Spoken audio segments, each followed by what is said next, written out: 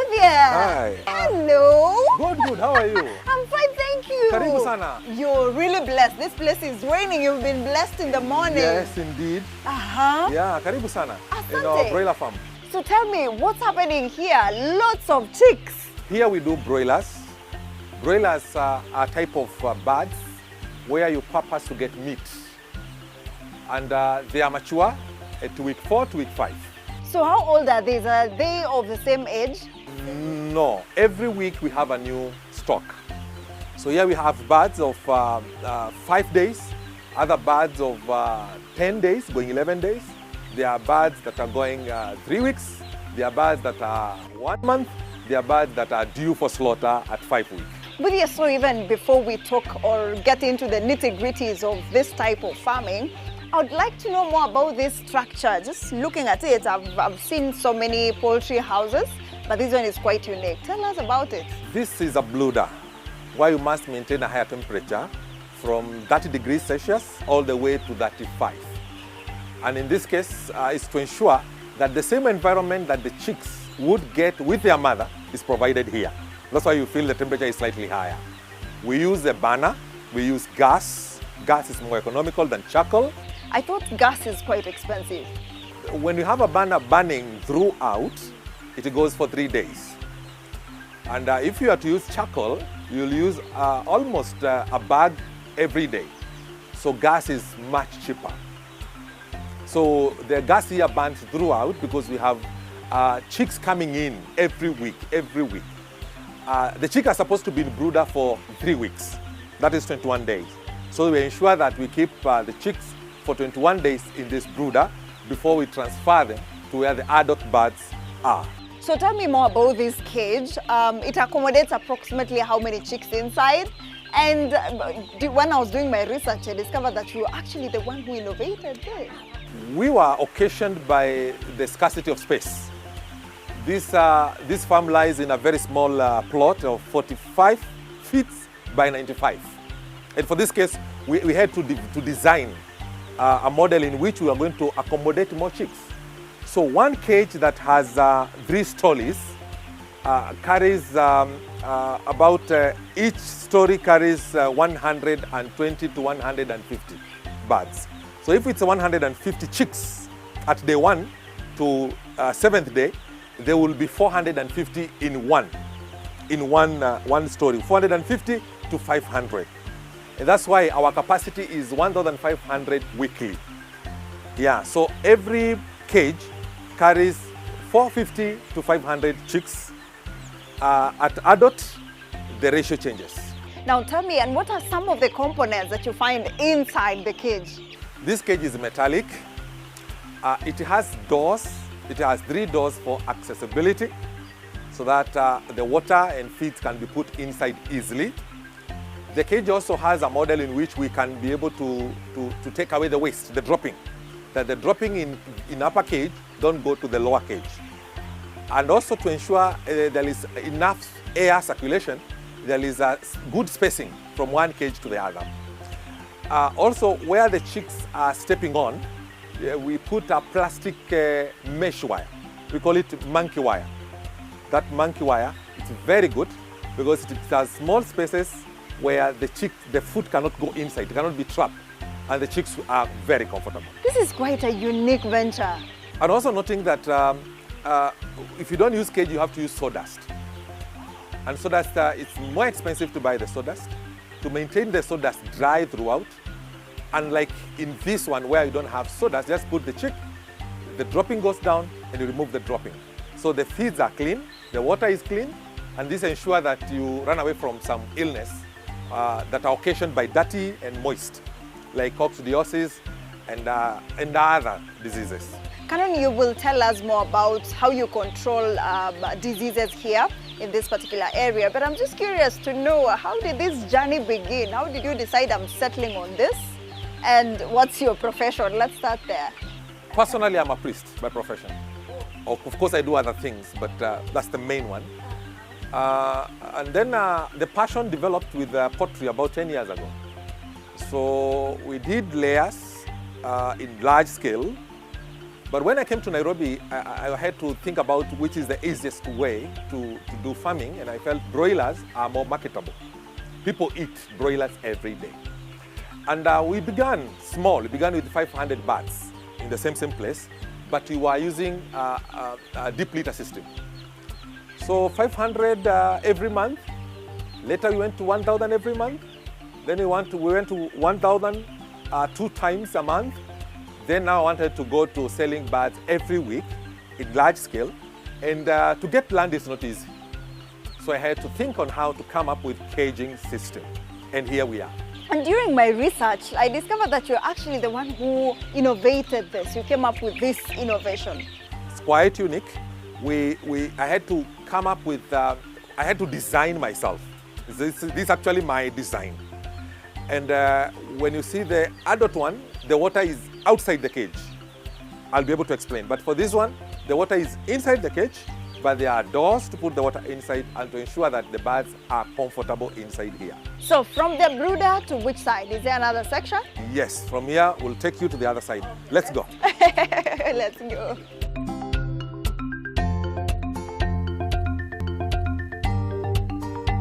So what section is this? How many weeks old? In this area, once they come from where you saw first week, second week, they come to this place. And why do you have to transfer them? They can't stay with the rest of the brooders. We transfer them because the environment is different. The temperature is different. So they transit to give room for other birds that are supposed to be coming. Because we bring birds every Monday. So what changes do they undergo when they move from the brooder to this particular area? At this age in 3 weeks, they are now big birds. They don't even need a lot of care. They can feed comfortably, adapt to cold and even hot temperature without any need of human intervention. So in this place, they are being prepared to go to the main cages. So in this case, you see the cages still have doors. They are wooden, but still have doors. Where inside there we have feeders and drinkers. And by this age, they are all vaccinated. They are vaccinated against Newcastle, and against Gumbolo. Those are major diseases that we vaccinate. So by this time, they are vaccinated, even as they go to the main cages. So aside from those diseases that you've mentioned, which other diseases are they susceptible to? Or even when a farmer gets a particular disease, how should they handle? At an advanced stage, infectious bronchitis, respiratory diseases, but also coccidiosis. Coccidiosis is a bacterial infection, and it's a serious one. In our place, we have not experienced it, but it's a serious one. If you don't vaccinate against Newcastle, again, it's a dangerous disease altogether. So it's good to vaccinate. We do it at day 10.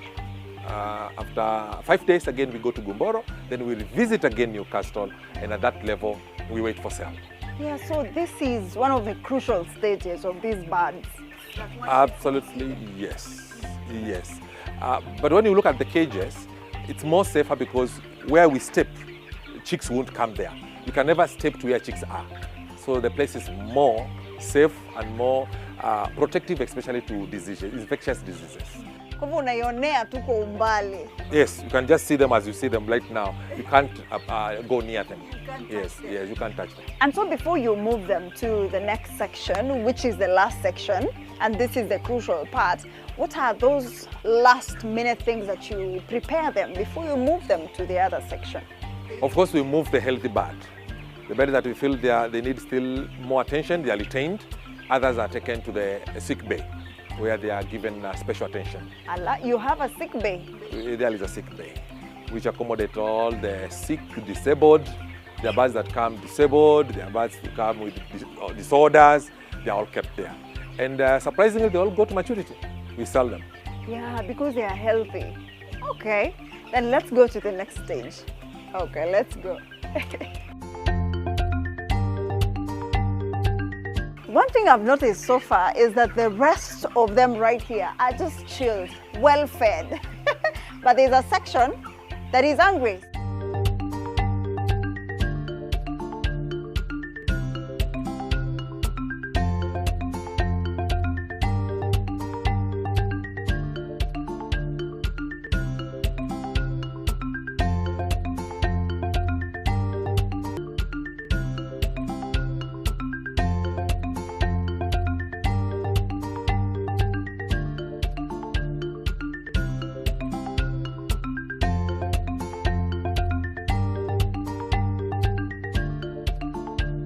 today we are focusing on cage poultry farming. There are different types of poultry farming. So this one is particularly this chicken under cages. So that is what we're exploring today, and the feeding is happening right here. So Canon, what are you feeding them with? We are feeding them feeds, the pellets. The first feed they take is called crumbs, starter crumbs. It has more protein. It's a high nutritional feed than this one. This is meant for finishing. It's a finisher feed. It's called pellets finisher for broilers. So that's one of the best, especially when you're feeding them at this level. But I know also feeds is a major crisis for many farmers. It's quite expensive. How do you go about that? With caging system, the bird don't eat a lot of food. You learn that where you are using 20 bags of starter for 1,000 birds, here we use 20 bags of starter for 1,500 birds. Where you use 45 finishers for a normal deep litter system, in this type of caging system, we get ourselves using 45 bags of finisher for 1,500 birds. So aside from many types of poultry farming that people are practicing, what sets aside cage poultry farming? The uniqueness with this type of cage is that the bird has a space to walk around. The bird can run up and down. It's not caged per se. They're just separated from one level to the other, from one story to the other. But the essence of caging the bird isn't there. The bird can just move freely. The way there are so many, I feel like they will compete for food. How do you ensure that they get uniform maturity? Right now they are being stuffed for slaughter. But in normal circumstances, they have food all around. The whole of this cage has, this side has food, the other side has food, and on this side has water, the other side has water. And our water is, one trough of water carries 10 liters. So in this side we have 20 liters, and that side we have 20 liters. So we have plenty of water in every story. And that means it's a heavy consumer of water. Absolutely yes, because 120 birds up here will end up consuming almost 40 liters a day, which is actually a lot of water. And so aside from availability of water, what are those key requirements, especially for a farmer who wants to begin this type of farming? What are some of the pointers that you can give for them? A farmer should consider 3 crucial things when you want to do poultry farming, and especially broilers in this case. Number 1, we have management. In management, it entails human resource management. The employees, the people who will be taking care of the farm, they must be well trained. They must be motivated to work. Number 2 on management, we come to records. You must have record keeping to know whether you are doing a profit or a loss, where you record on feeds, the cost of buying the birds, possibly the vaccination and medication, and all the other expenditures that will be in the farm. We also have the structure, that you must have a knowledge on the structure and manage the structure effectively to ensure that the structure is dry, there is no smell that is coaching, and the next thing that a farmer should consider is feeds. You must ensure there is availability of feeds, availability of water, and availability of light. This bird would wish to feed more, with more hours available to expose to feeds than other birds. So in this case, even if they are supposed to be in darkness, you'll have like 3-4 hours of darkness, and then expose them again to light, that they can be able to feed and drink water. And the last thing is disease control. You must have disease control measures. The cage system by itself put those measures in place. You don't come into contact with birds, so the birds are very safe, far away from any means that can carry disease. But the other diseases that a farmer should be aware of, vaccination, those are the 3 things that are important. And there's something also, Canon, I've discovered, lots of chicken droppings. What do you do with them? Do you sell it, or what other advantages do you get from this particular type of farming? This dropping, one thing that you learn with this is that the dropping don't come into contact with water. The water is far much away. That's why there is no smell from the dropping. There is no house flies around. There's no flies around, No, because the water is very far. Even if it drops, it doesn't drop to the droppings per se. And then removing of this dropping is as easy as just pulling this. And just pull it, you are able to see the droppings. This dropping are very good feeds for pigs. As fresh as it is, you just give it to pigs and the pigs will enjoy it. The protein content of this dropping is still high. Bearing in mind that the protein content that we give broilers, possibly this finisher, is at 22%. So the dropping, this dropping, the protein content is at 16 to 17, which does very well with pigs. Another thing, this dropping is good with biogas. It's good with our farms, a very good manure, and it does very well. The day one dropping is more nutritional. The first week droppings are more nutritional because they are feeding on broiler starter. What you do, those dropping over day one, they are just dried. And when you dry them, you recycle back to these birds when they are at their finisher level. For example, this bird, in the last 2 days, they are feeding on the dropping of the chicks in the first week. So you're able to save at least 2-3 days. You're able to save about 10 bags, possibly 8-10 bags, when you have enough dropping of the first week. Ooh, and that's innovation. Yeah, it's as good as that. And how does it perform when they eat the droppings? It does very well.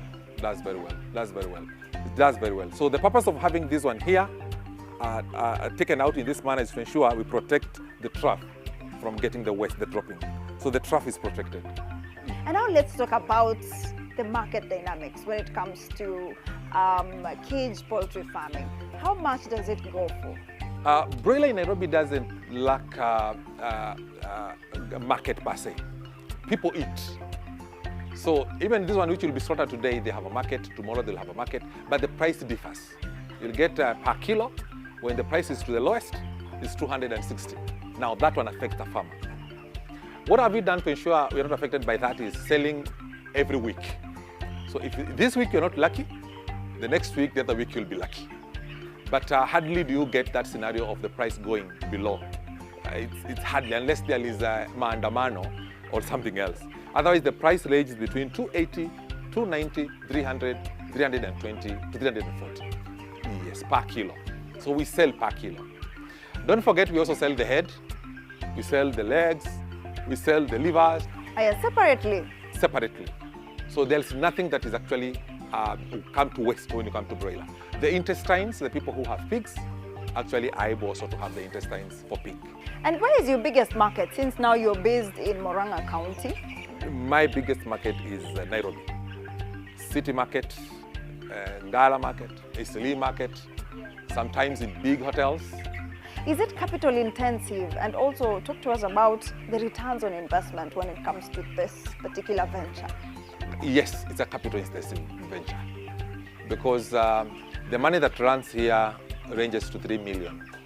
When it comes to birds that are here already, the feeds that are in the stock, when you consider the current expenditure every month is also high, but as a normal investor, you look forward for the profit.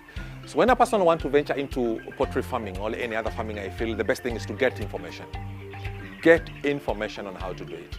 Get information on how to manage the birds, get information on how to deal with feeding and water, vaccine, and the best breed, how to identify the best breed, the best feed, and all that. The information is very key and very crucial.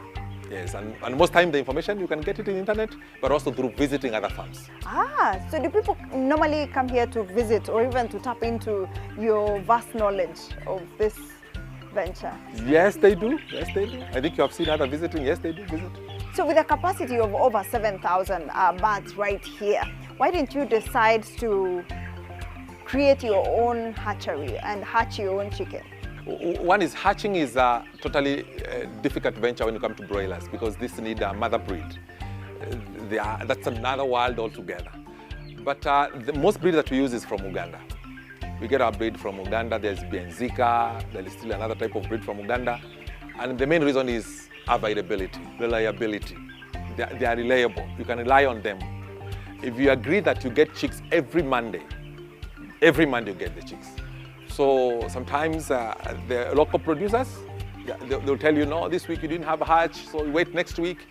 And in our case here, we want consistency, that every week we have new stock every week at a designated time for continuity. And now, since you've become an expert in this field, how do you see the future of cage poultry farming? I think it's cost-friendly, except the cost of buying the cage. From there going on, if you have pigs, you have food for pigs. You don't have to buy sawdust. You don't have to have the hassle of ensuring that the sawdust is dry, managing the smell in the farm. A small space like this, which is less than an eighth of an acre, holds about 7,500 to 8,000 birds. Still, we have housing for workers, we have store, we have other things. So it means this is the way to go. What is the future for this farm? We'd wish to see ourselves not doing 1,000 to 2,000 birds a week, but doing 10,000 birds a week, possibly. That means 4 times what we are doing now. That's where we want to go. And I think caging system is the best way to go. But now, Canon, why not layers? Because you decided it's fully broilers. I don't have a problem with the layers, they are good, but I felt broilers would have more returns. This business. And it's all business. Thank you. Thank you so much. We truly appreciate it, even just for allowing us to come here.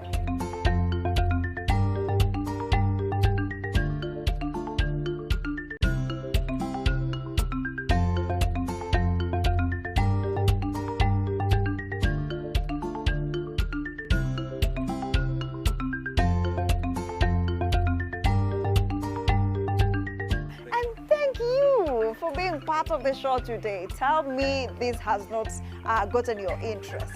This is one of the most popular business in the country, but now you have a different dynamic. Now you know how to do a different type of poultry farming. There are different varieties, but now you can try cage poultry farming in a small portion of land, just like this one. This one is less than an eighth, and look at the population, over 7,000 chicken right here and ready for the market. So until next time, see you again for another Kilimo na Biashara show. See you.